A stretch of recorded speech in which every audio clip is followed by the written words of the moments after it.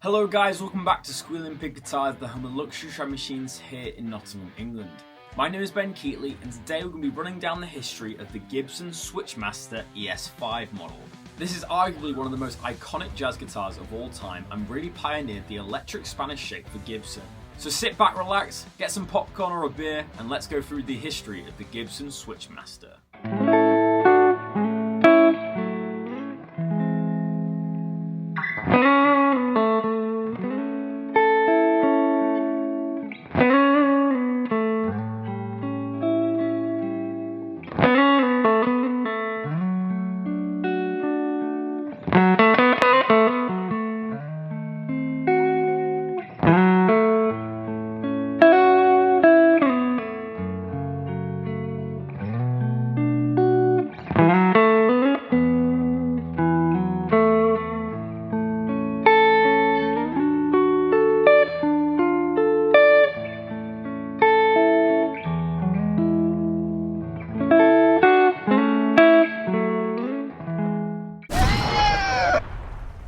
So today's video, we actually have a 1997 recreation of a Gibson Switchmaster, but this is probably the most iconic version of a Switchmaster where you have the three PAF style humbuckers, you have the four-way switch, and you have this massive flamed maple beauty of a guitar. But before we go over this 90s model, let's go over the history of the Switchmaster. So first off, we need to take a journey back to 1949 when the ES5 was released.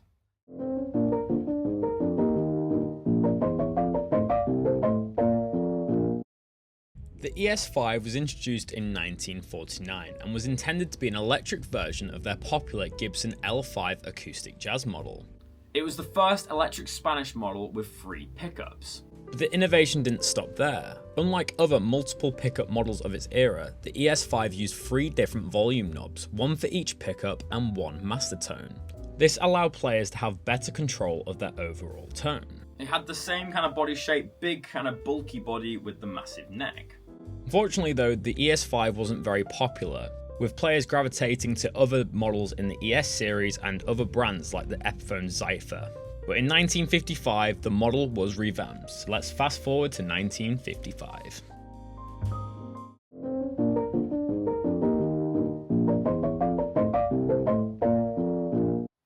Then in 1955, thanks to this 4-way switch, the ES5 changed its name to the ES5 Switchmaster, which is the model that we have here.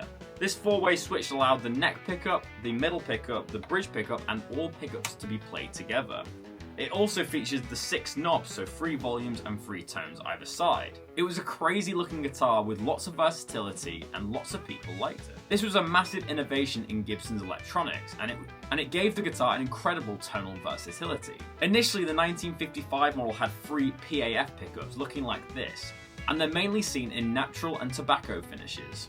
There is a few cherry ones out there, but the most famous finishes are natural and 3-tone sunburst.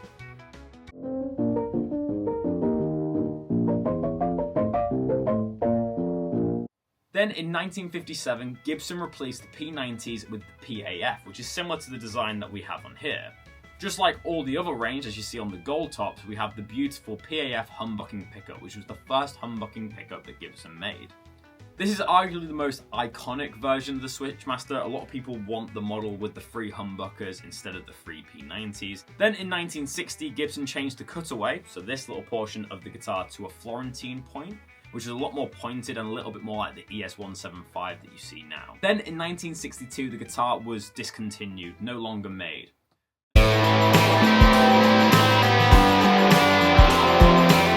Until 1990s when they started to reissue them. So this is the 1997 version of an ES5 Switchmaster. As I mentioned previously, we have the beautiful 3 humbucking pickups, we have the 4-way Switchmaster, and we have all the knobs. It's basically as original as you can get it.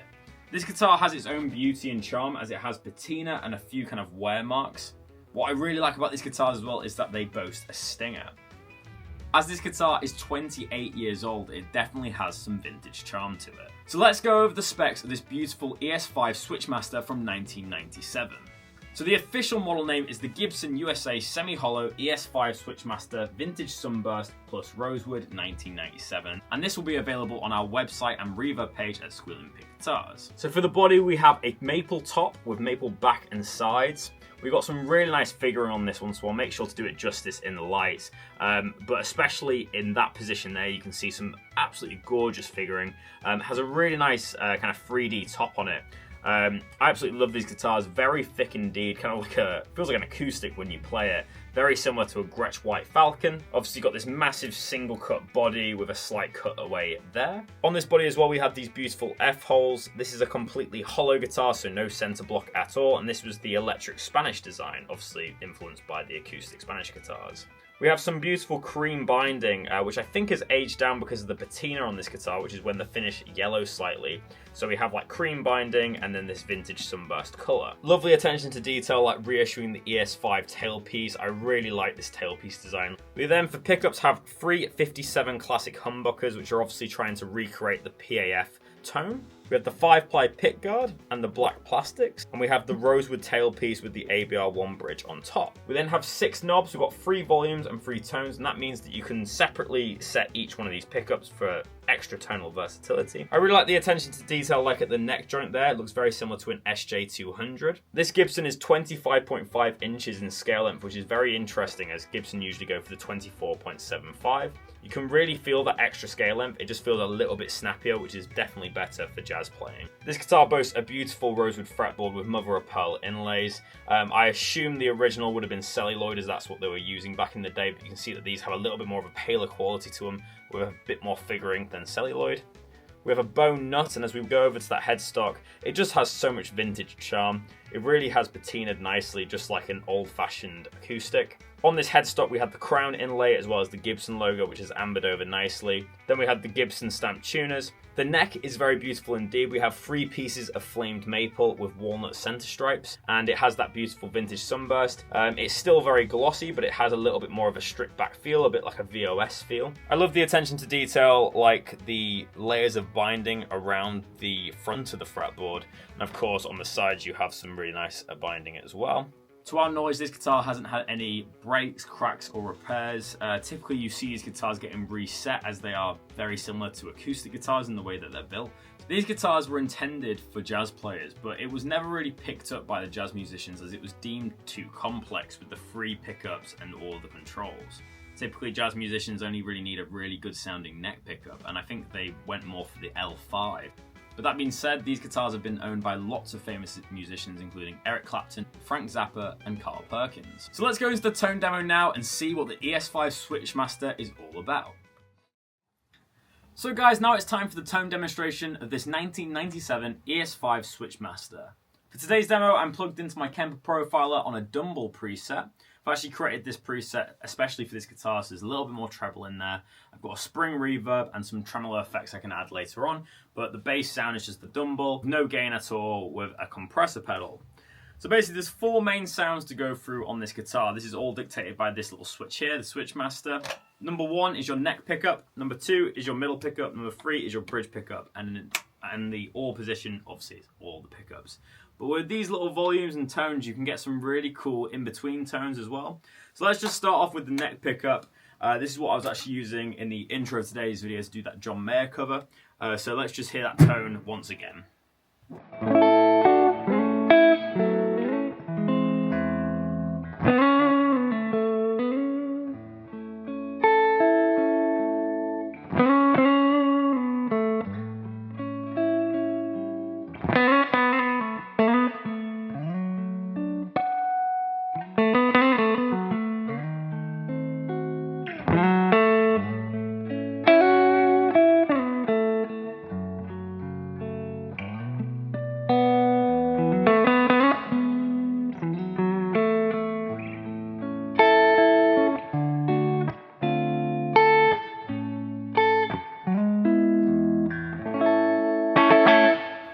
Full volume and tone. I'm just going to lower the tone a little bit now just so you can hear a little bit more of a woolly kind of jazz tone.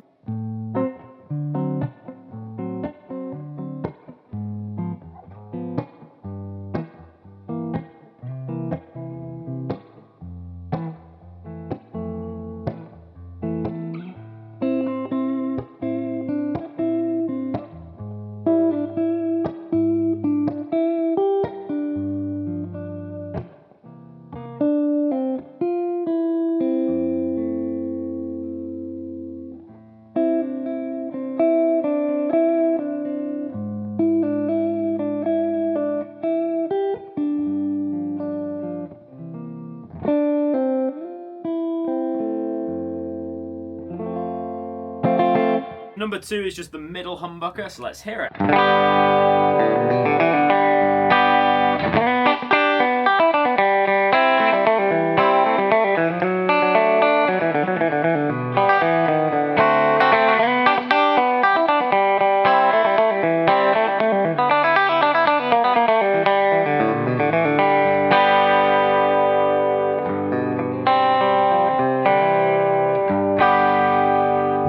Number 3, which is the bridge pickup, let's hear it.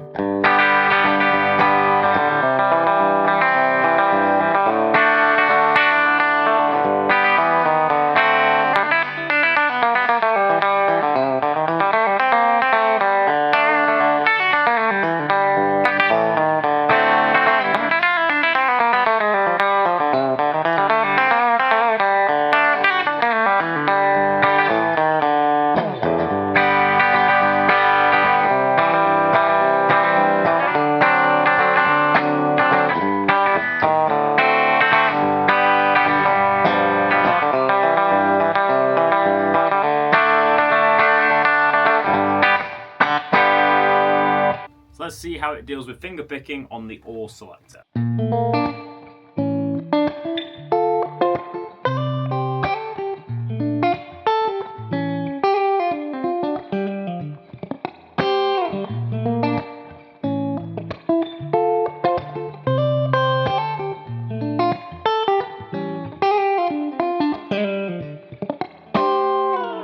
I really enjoy doing kind of like percussive slapping on this guitar. It really feels like an acoustic guitar, and you can really hear reassuringly the bass notes there. But that's all the tones on the pickup selector anyway. Let's change up the playing a little bit. Let's add a little bit of gain and see how it reacts. So I'm going to start off in the bridge pickup and see how it goes. So this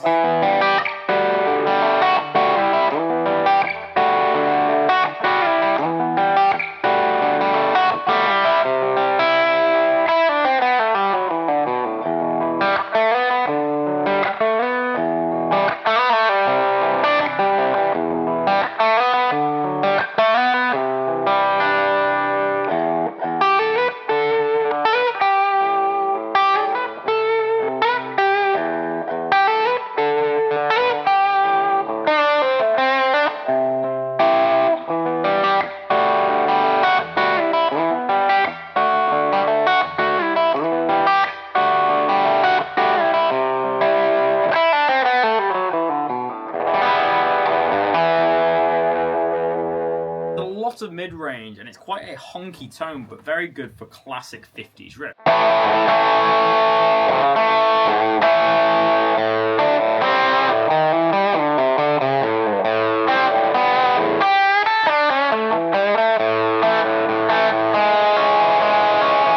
Let's just hear some open chords in that bridge position.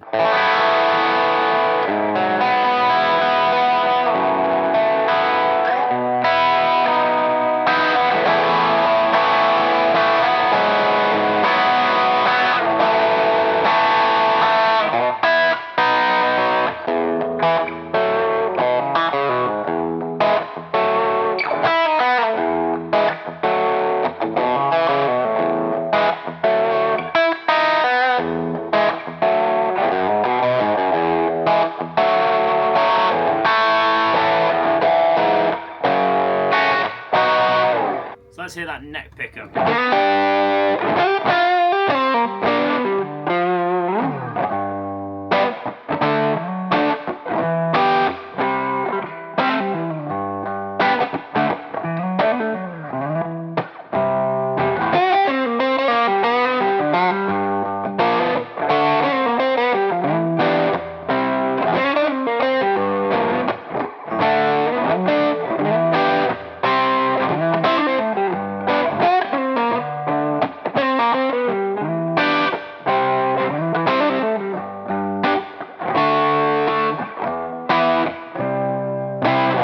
Definitely a very warm, but got quite a nice punch to it. It's got a really cool blues sound.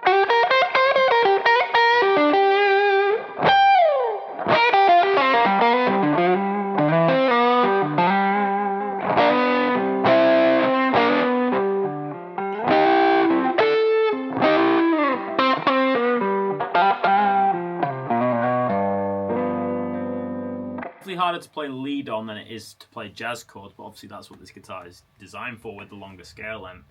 Definitely better for more chord voicing than lead playing, but it still sounds cool.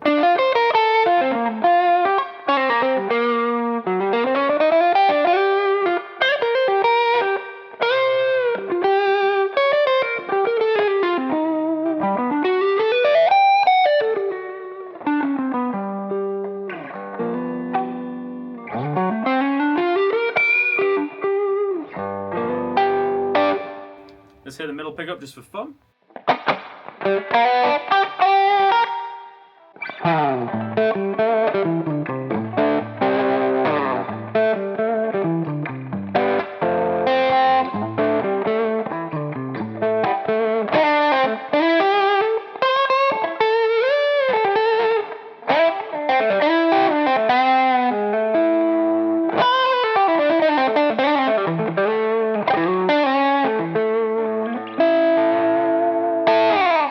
And let's finally do all.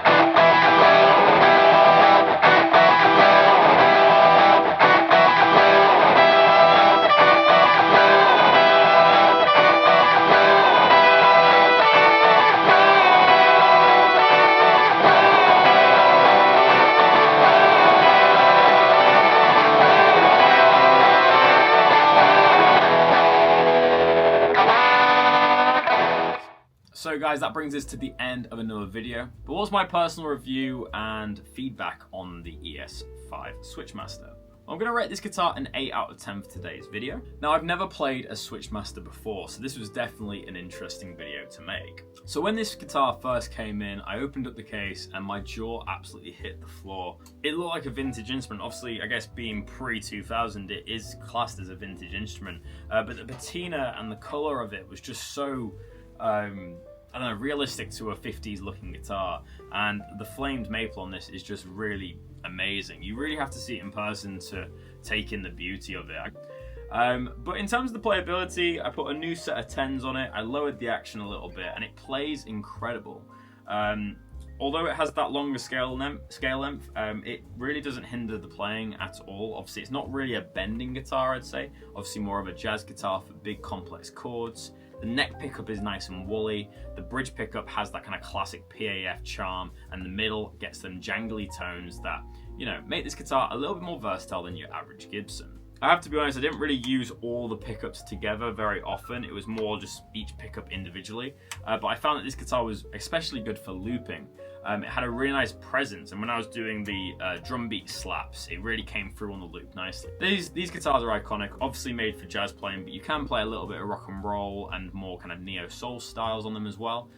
It's a really good rival to the Gretsch White Falcon in my opinion. Obviously a hardtail, so it stays in tune a little bit better, and it really does look the part. I'd love to add a Switchmaster or an L5 or one of the Gibson arch tops to my collection in the future, as they are just so fun to play and react just like an acoustic guitar, but you can plug them in.